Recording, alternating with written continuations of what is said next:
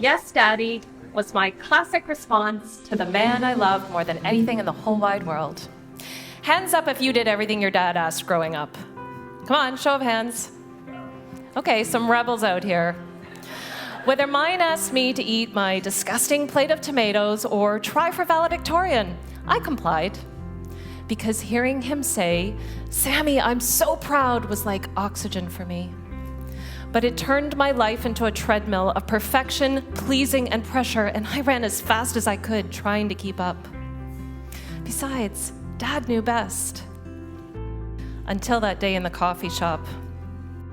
On the way to school, he'd asked if we could stop for a chat, and I was thrilled to have some unscheduled time with him. He got his usual double-double, and I sipped my hot chocolate.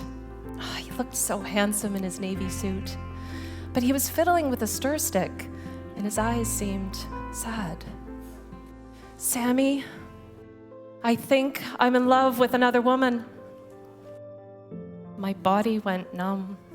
I stopped hearing all sound, but I could tell he was pleading with me, "Don't tell anyone."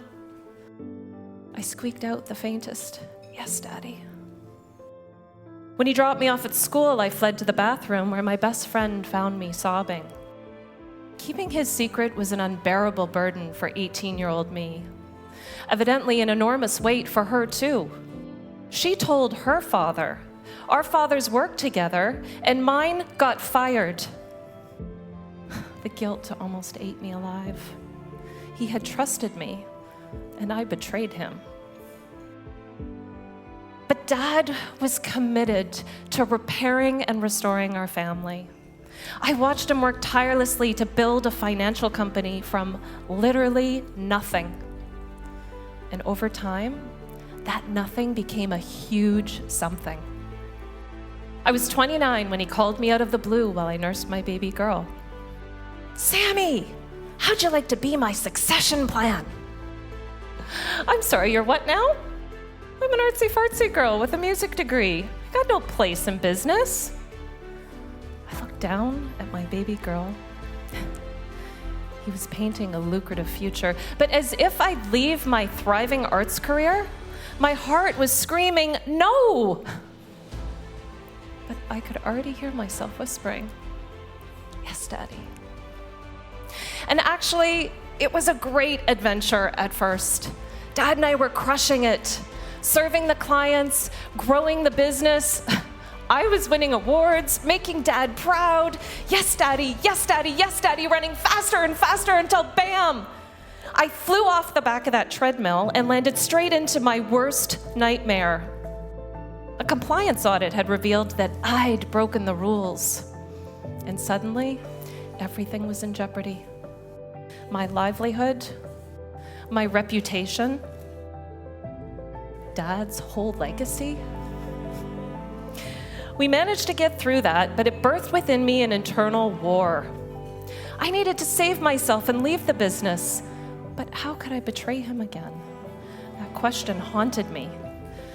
So I decided to take a little walk, just 800 kilometers, on the Camino de Santiago in Spain. I pounded the path day after day, but struggled to find any answer, until kilometer 456 on a dusty, empty road, when I stumbled on my truth. It was never about betraying my father. It was about not betraying me. I'd been asking the wrong question all along. I looked up at the sky and I proclaimed unequivocally, "It is time to say yes to me." When I came home, I sat him down and found the voice I'd stifled my whole life. "Dad, I don't want to do this anymore." It has taken me decades to figure this out. We have got to strike our own paths in life. Self-trust is about finding our voice, our courage, and our own reasons for getting off these chaotic treadmills. What are we doing? Why are we doing it? Is this even what we want? 6 months after leaving the business, I launched my own company. She walks the walk, leading women on soul-searching adventures around the world where they too can finally say yes to themselves. And this October, I watched as the man who'd been my lifelong compass slip peacefully away to his next chapter, but not before we shared one last conversation. He took my hand and said, "Sammy, I'm so proud of you. Aren't you proud of you?" And I filled my response with all the love and truth in my heart. "Yes, Daddy." Thank you.